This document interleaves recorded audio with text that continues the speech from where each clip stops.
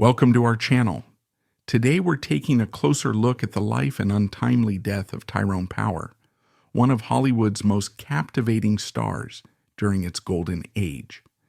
Known for his striking good looks and undeniable talent, Power quickly rose to fame, dazzling audiences with iconic performances in films like The Mark of Zorro and Blood and Sand.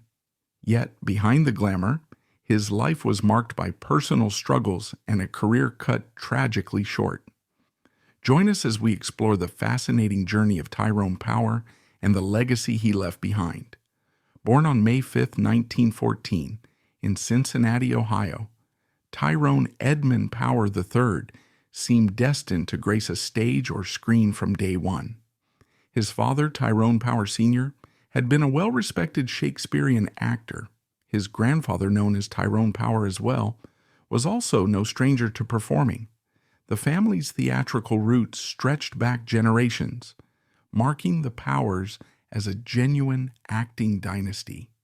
Even so, the story gets more intricate with his mother, Helen Emapatia Reaume, who was a Shakespearean actress in her own right and taught drama and diction sometimes for aspiring performers.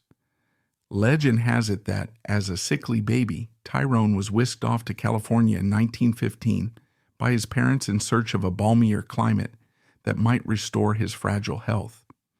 His father and mother continued to juggle stage roles while managing family life, though the marriage itself began to fracture.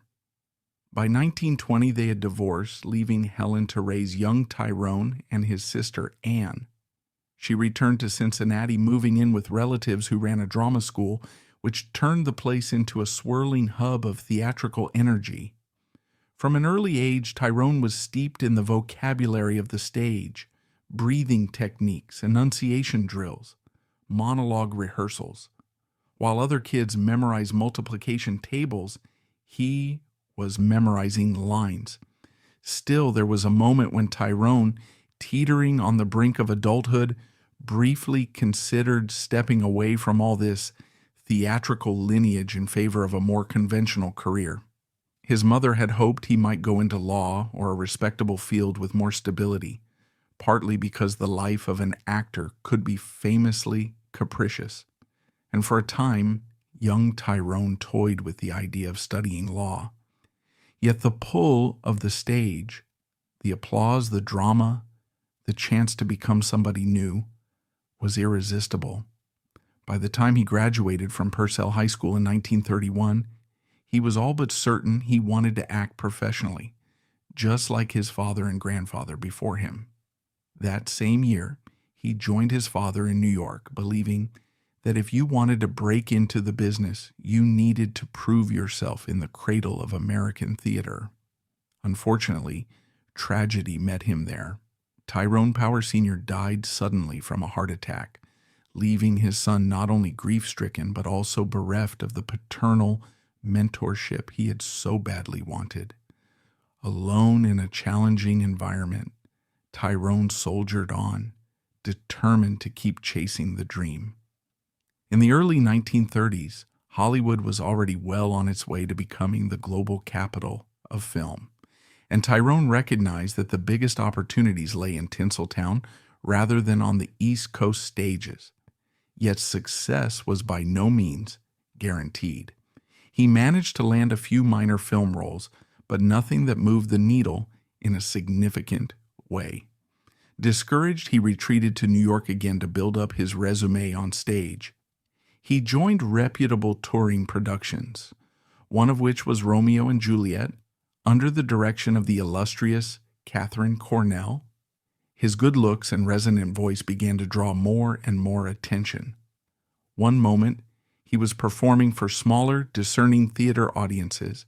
The next, a Hollywood scout noticed him and arranged a screen test that would change his fortunes forever. By 1936, he had inked a contract with 20th Century Fox, the studio that would shape much of his career and image. With that, he returned to California, stepping onto the sun-baked lots of Fox to begin a cinematic journey that would make him a household name. It took a couple of small roles before executives realized the gold mine they had on their hands. At first, he was relegated to minor appearances in films like Girls' Dormitory and Ladies in Love. But the camera adored Tyrone Power. Whenever he was on screen, audiences leaned forward. He radiated an intensity and sincerity that was hard to fake. So when he appeared in a more substantial role in Lloyd's of London, 1936, albeit as the fourth billed actor, his performance was so magnetic that viewers left the theater asking, "Who was that?" In what felt like the blink of an eye, he'd transformed from a young hopeful to the next big thing. Fox, never one to miss an opportunity, rapidly positioned him as a leading man. Before long, he was headlining big-budget features, often swirling with romance, dashing heroes, and the promise of epic adventure. As the late 1930s merged into the early 1940s, audiences clamored for escapism. Europe was inching toward war, and Americans, while not yet fully involved, felt the tension creeping across the Atlantic. In times of global unease, Hollywood's job was to transport people to worlds of dashing heroes, comedic relief, and triumphant love stories. Tyrone Power's face, with its perfect symmetry and expressive eyes, fit the bill perfectly. He was cast in a wide range of genres, from musicals like Alexander's Ragtime Band, 1938, to westerns like Jesse James, 1939. Yet the persona that truly crystallized in the public mind was that of the swashbuckler, a romantic hero, sword in hand, delivering lines with dashing confidence. With films like The Mark of Zorro, 1940, and Blood and Sand, 1941, Tyrone Power became synonymous with the swashbuckling genre, a star who could cross swords with the best of them. He perfected a quick-footed, agile style of fencing on screen, famously showcased in that exhilarating duel against Basil Rathbone in The Mark of Zorro, a scene that film buffs still cite as one of the most outstanding cinematic sword fights of all time. Nor was it simply about fancy blade work. Tyrone brought a twinkle in his eye and a romantic tension that made audiences swoon. At this point, Tyrone Power was everywhere. Magazine covers, radio interviews, gossip columns. The 1940s fan culture would brand him as one of Hollywood's most eligible heartthrobs. Men wanted his cool confidence, while women dreamed of being swept off their feet by him. Yet behind the scenes, he also wanted more. He wasn't content merely being the handsome hero. One can imagine him looking at scripts that simply recycled the same formula of romance and swordplay.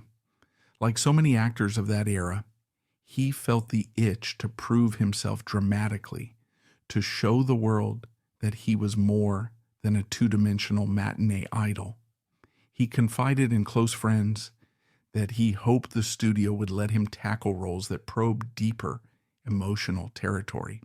And in time, he would get his chance, though it would require personal sacrifices and an unexpected pivot brought on by world events. When Pearl Harbor was attacked in December 1941, everything changed. The United States found itself thrust into the Second World War, and Hollywood was quickly expected to contribute to the war effort, both in morale and manpower. Many established stars enlisted, often capitalizing on their fame to urge Americans to buy war bonds and support the troops. Tyrone Power joined the U.S. Marine Corps in 1942, eventually earning a commission as a second lieutenant. The glamorous star who'd pretended to fight battles on film sets was suddenly thrust into actual conflict in the South Pacific. He served bravely, piloting transport planes in dangerous territory and participating in key operations such as the battles for Iwo Jima and Okinawa. Despite studios desperately wanting him to star in more patriotic films, he managed to appear in only one wartime picture, Crash Dive, 1943. After that, his primary focus was genuinely his military service, By the war's end, he'd earned 2 citations for bravery, proving that he could bring heroism off screen as well as on. Returning home in 1946, Tyrone found that America and Hollywood had changed. Soldiers were coming back en masse, the nation was celebrating victory, and audiences wanted something fresh. 20th Century Fox, understanding his yearning for deeper roles, finally granted him the opportunity to break from the swashbuckler image. One of his first post-war films was The Razor's Edge, 1946, where he starred alongside Gene Tierney. It was a serious philosophical film that explored existential themes, a far cry from buckling swashes and romantic sword fights. Though critics greeted it with mixed opinions, it was a commercial success and fans appreciated seeing Tyrone in a different light. It seemed, at least for a while, that he might successfully pivot into more layered psychological material. Then came 1947's Nightmare Alley, directed by Edmund Goulding. It cast Tyrone as Stanton Carlyle, a con man dabbling in the murky world of carnival sideshows and spiritualist cons. This was an especially bold move for Tyrone, requiring him to strip away the sheen of the golden hero and play someone morally compromised, haunted, and manipulative. Audiences accustomed to the gallant leads of Zorro or Blood and Sand were startled by this shadowy iteration of Tyrone. Critics lauded his performance, calling it surprisingly raw and effective, noting how well he handled the role's psychological complexities. Yet box office returns were disappointing, suggesting that the public still wanted him to be that breezy romantic figure. The film's lukewarm commercial performance, combined with the studio's reluctance to keep taking risks, nudged Tyrone back towards safer territory. Despite occasional gems like The Black Rose, 1950, or Razin, 1951, a Western, he never fully captured that same level of critical acclaim for a darker, more dramatic role again. It's one of Hollywood's frequent ironies. An actor tries to step outside the box, but the box is what sells the tickets. Meanwhile, Tyrone's personal life was every bit as colorful as his screen adventures. Gossip columns never lacked for fodder, from rumored trysts with major stars like Judy Garland and Lana Turner, to rumors about liaisons the tabloids couldn't confirm. Though speculation about possible same-sex relationships bubbled under the surface, the public face of Tyrone's romantic life featured 3 marriages. First, there was French actress Annabella, born Suzanne Georgette Charpentier, whom he met and married in 1939. This union lasted until 1948, buckling under the weight of Hollywood's demands and personal strains. Then came his marriage to Linda Christian, a Mexican actress. The couple had 2 children together but parted ways in 1956. Finally, in 1958, he married Deborah Ann Smith, known professionally as Deborah Menardos, who was pregnant with his child at the time of his passing. Curiously, for all the heartbreak, scandal, and whispered rumors, Tyrone typically maintained a gentleman's dignity when pressed on personal matters. He seldom engaged in public brawls or theatrics, preferring to keep his private life as shielded as a star of his magnitude could manage in that era. By the mid-1950s, the golden age of Hollywood itself was undergoing an identity crisis. Television was snatching away movie audiences. Studios were consolidating, and new actors, Marlon Brando, James Dean, Montgomery Clift, were capturing the public's imagination with a rawer, more method-based style of acting. Tyrone Power, edging into his 40s, found himself working in an industry that wasn't quite the same as the one that had once crowned him as a box office king. Though he was still a bankable star, many of his roles during this period, like Diplomatic Courier, 1952, and a few others, were deemed unremarkable by contemporary reviewers. Yet now and then, he'd demonstrate flashes of the layered talent he'd shown in Nightmare Alley.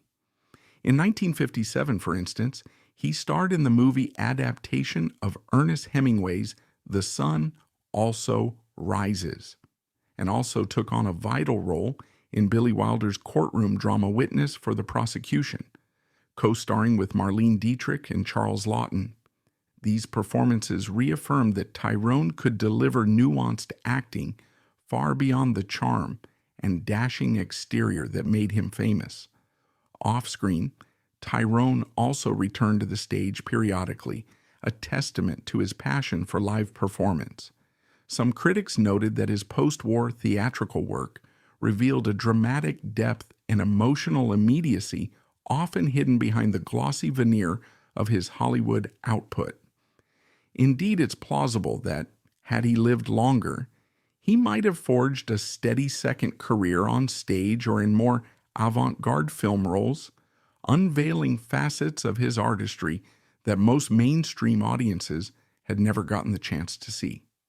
In Hollywood's star-driven system, an actor's image often became rigidly set. Tyrone's image was the handsome lead, so anything diverging from that was considered risky business.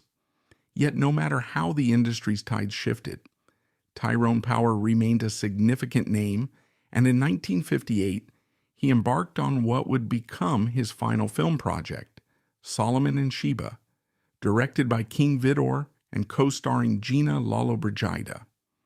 In many ways, it was a return to the epic sweep of his earlier hits, a historical saga thick with pageantry, grand sets, and romantic intrigue. Tyrone's wife, Deborah, traveled with him to Madrid for filming. She was pregnant, and the couple eagerly anticipated their future together, both personally and professionally. But on November 15th, 1958, while in the midst of shooting a strenuous dueling scene with George Sanders, Tyrone suddenly collapsed. He'd suffered a massive heart attack. Crew members rushed him to the hospital, but he passed away soon thereafter at just 44 years old. The shock to Hollywood was immense. Though he was known to be a heavy smoker and led a high-pressure life, few suspected that his health was so precarious. The film community mourned. So did his legions of fans who felt blindsided by a cruel twist of fate. Solomon and Sheba would later be completed with Yul Brynner stepping in to fill the role, but it was never quite the same project. Tyrone's final resting place is at the Hollywood Forever Cemetery in Los Angeles, where the epitaph reads, "Good night, sweet prince," a phrase borrowed from Shakespeare's Hamlet.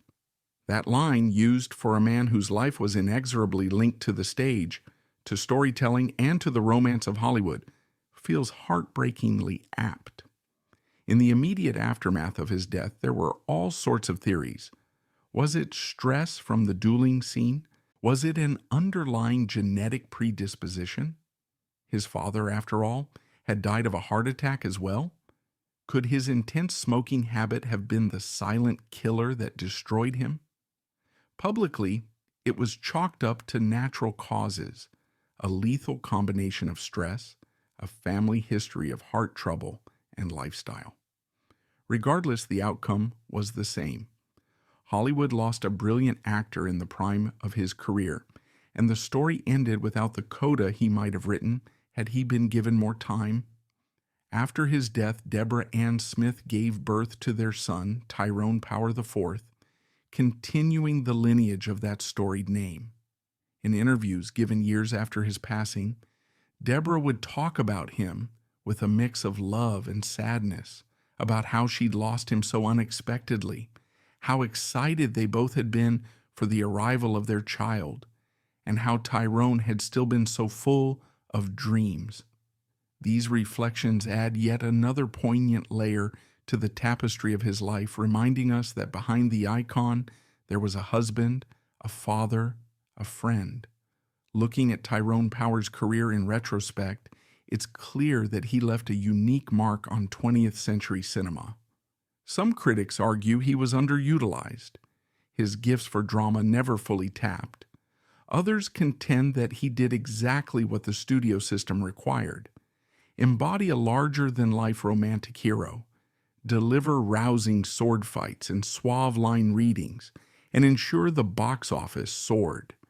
If you scan his filmography from Lloyd's of London all the way to Solomon and Sheba, you'll see an impressive diversity: musicals, westerns, historical epics, modern dramas, and noirish thrillers.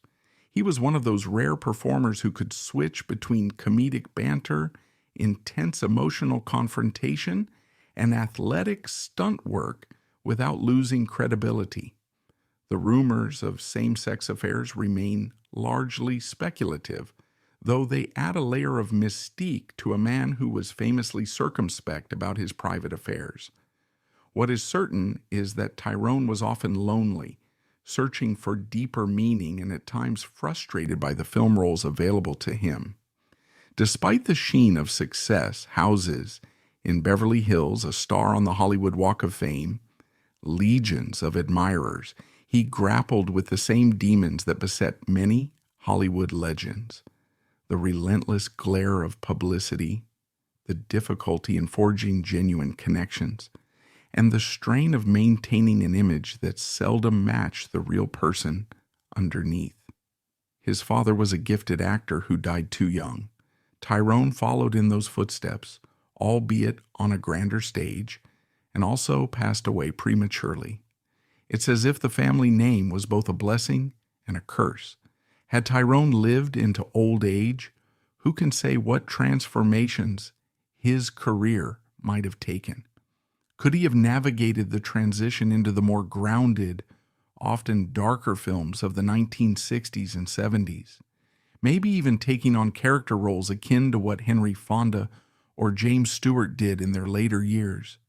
Could he have moved to Europe and collaborated with the likes of Fellini or Visconti, indulging that longing for more artful, introspective material? Historically, Tyrone Power stands alongside icons like Errol Flynn, Clark Gable, and Douglas Fairbanks Jr. as exemplars of masculine glamour in pre-television Hollywood. The difference is that Tyrone managed to dip his toes in more experimental waters, just not as extensively as he might have hoped. His story parallels that of fellow star Montgomery Clift, who also wrestled with inner turmoil and died prematurely, though Clift's star soared in the later post-war era. Tyrone Power's generation was caught between the studio system's iron grip on creative decisions and the beginnings of a more independent cinema that was yet to come. Perhaps if he'd been born a decade later, he'd have found producers more willing to gamble on his range, or perhaps the conservative moral climate of his era prevented him from fully expressing himself both artistically and personally. Yet the undeniable fact is that he left behind an impressive collection of films that continue to enchant new generations of movie buffs. A single viewing of The Mark of Zorro can sweep modern audiences off their feet with its crisp pacing, joyous action, and Tyrone's effortless charm. Blood and Sand, with its lush technicolor palette and heightened melodrama, still feels grand and passionate. The Black Swan, 1942, is another breezy swashbuckler that demonstrates his knack for comedic timing, athletic movement, and romantic chemistry. Those who want to see the darker side can track down Nightmare Alley and watch him grapple with the descent of a morally compromised conman. And then there's Witness for the Prosecution, a masterclass in courtroom suspense. Through these films, one can stitch together a portrait of a man who was by turns radiant, conflicted, fearless, and desperate to prove something more. Historical documentaries about Hollywood's golden age frequently rank him among the era's greatest leading men.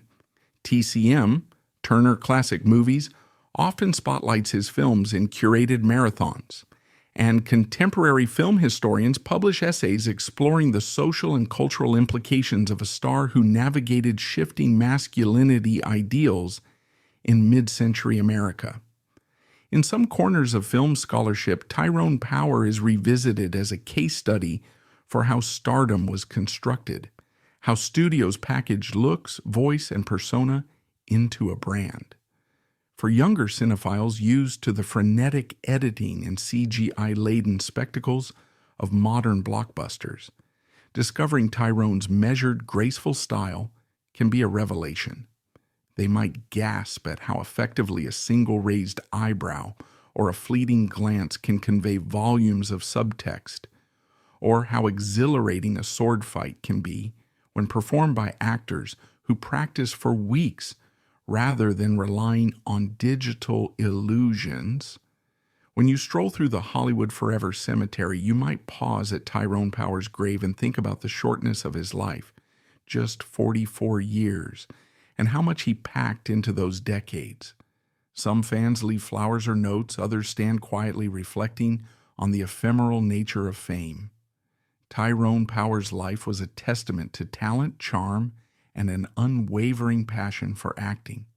Though his career and life were tragically cut short, his legacy endures through his unforgettable performances and the impact he made on Hollywood's golden age.